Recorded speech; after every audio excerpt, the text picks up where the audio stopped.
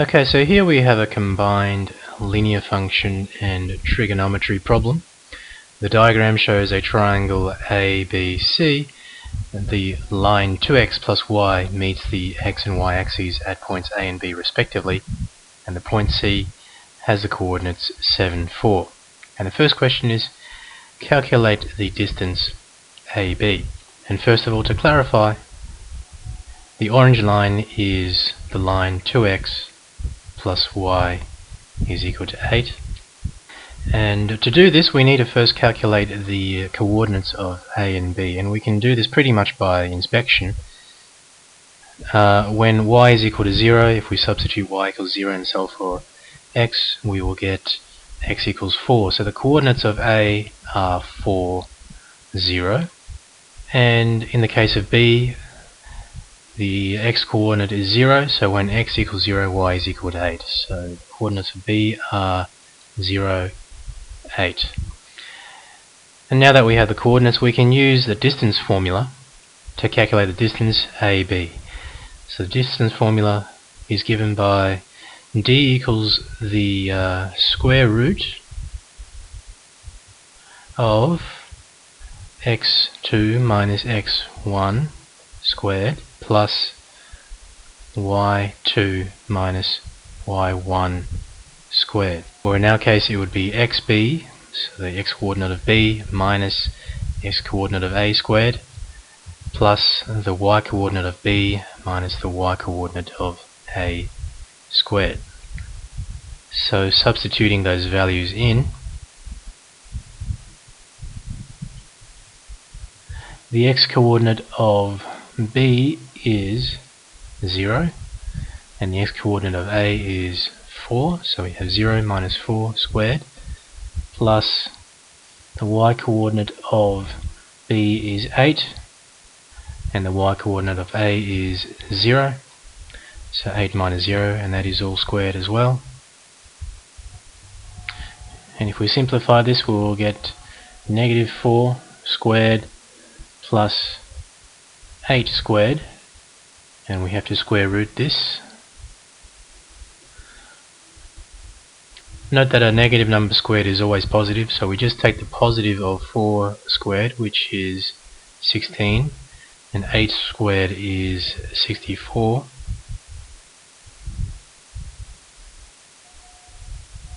And the total of this addition is 80. So we have the square root of 80. And 80 can be rewritten as 16 times 5. The square root of 80 can be rewritten as 16 times 5, or the square root of 16 times 5, and we can separate out this product here. So the square root of 16 is equal to 4, and the square root of 5 remains in surd form. So the distance between the points AB is 4 times the square root of 5 units. Okay, so for the second part of the problem, it is known that AC is equal to 5 and BC equals to the square root of 65. So this length here is 5, and this length here is the square root of 65. Calculate the size of angle ABC to the nearest degree. So this is the angle here that we need to calculate. And of course we know that from the previous question that this length here is between A and B is 4 times the square root of 5. So what we have now here is 3 known sides and an unknown angle. And what we can do now is to use the law of cosines to find this angle. So the law of cosines goes like this. C squared is equal to A squared plus B squared minus 2 times A times B times the cosine of theta. So in this case I'm going to label the opposite side as C, so this is equal to the side C, not to be confused with the point C, and this side I will label as A, and this side I will label as B. And before I substitute all these values into this equation, I want to isolate theta on its own, or make theta equal to the subject. So before I substitute, I'm going to rearrange this equation. So first of all, I'm going to move all these a squareds and b squareds over to the left hand side. So this will leave me with c squared minus a squared minus b squared, and how I've done that is subtracted a squared and b squared from both sides of the equation. So subtracting a squared and b squared from the left hand side will give me minus a squared and minus b squared on the left hand side. It will cancel out the a squareds and b squareds on the right hand side and leave me with minus 2ab times cos of theta.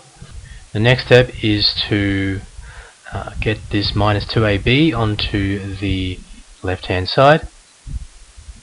So I shall divide both sides now by 2ab. So if I actually be more clear and show that, I can divide both sides by 2ab and divide by minus 2ab, and this will cancel out the 2ab's on the right hand side. So all I'm left with is cos theta on the right hand side. And okay, so now I can isolate or make theta equal to the subject by taking the inverse cos of theta. So the inverse cos of theta just leaves me with theta, and what I do to the right hand side I have to do to the left hand side. So I'm just flipped this equation over.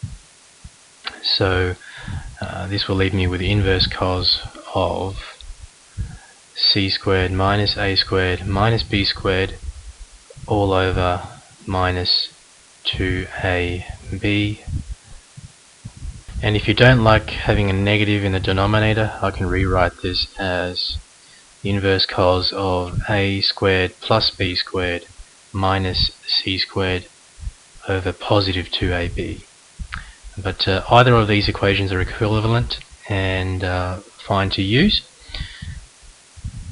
So now let's plug in our numbers. So we got the inverse cos of a squared, which is 4 times root 5 squared, plus b squared, so the square root of 65 squared, minus c, which is 5 squared, divided by 2 times the square root of 2 times 4 times the square root of 5 times the square root of 65.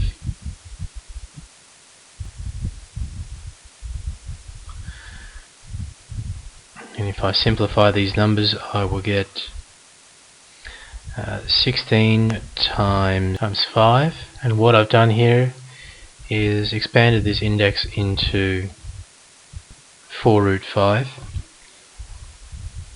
plus the square root of 65 squared is simply 65 minus 5 squared is 25 divided by, all of this can be combined together, so we get 2 times 4 times 5, and I'm going to combine the 2/3 down the bottom, so I get 5 times 65. We can simplify these numbers further if you wanted to, but it's fine as it is to plug into a calculator, which will yield 33.7 degrees. So the third and final question, the point N lies on AB such that CN is perpendicular to AB. Find the coordinates of N. So we have a point N somewhere along AB, and it has the coordinates of X and Y, which is what we have to find. And if I extend a line between N and C and extend it further for clarity,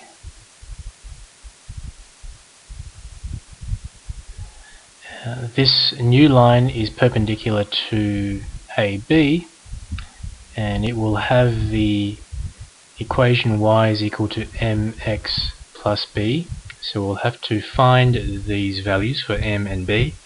And once we've found this equation, we can find the unknown coordinates of x and y, because these points can be found when these two lines are equal to each other. So we'll have to use simultaneous equations. This line AB, which is 2x plus y equals 8, let me write that in gradient point form. So that means leaving y on its own on one side and moving this x to the other side. So we'll get negative 2x plus 8. So the gradient or the slope of this line is negative 2, and I'll call that m1. And the slope of the new line is what we need to find. And we can use then m1 times m2 is equal to negative 1. And that will imply then that m2 is equal to negative 1 on m1, which equals negative 1 on negative 2, which is equal to a half. So the slope of the new line is equal to a half. And we can use, since c is equal to 7, 4, we can use the gradient point formula. Can use gradient point formula to find the equation of the new line. So, and that goes y minus y2 is equal to m2 outside of x minus x2. So subbing our values in, y2 is equal to 4, m2 is equal to half, x remains, and then x2 is equal to 7. And if we rearrange this equation to get y on its own, we'll get y is equal to half of x minus 7 on 2 plus 4, and that's equal to a half of x minus 7 on 2 plus 8 on 2. So then finally y is equal to a half x plus a half. So this new line has the equation y is equal to a half x plus a half. And I shall call this equation 1, and I shall call this equation for line AB equation 2. And as I said before, to find x, y, equation 1 is equal to equation 2. So let me write down these equations again. So equation 1, we have y is equal to half x plus a half. Equation 2, we have y is equal to negative 2x plus 8. And what I mean when these two equations are equal is that y is equal. So I can write minus 2x plus 8 is equal to a half x plus a half, and then just solve for x.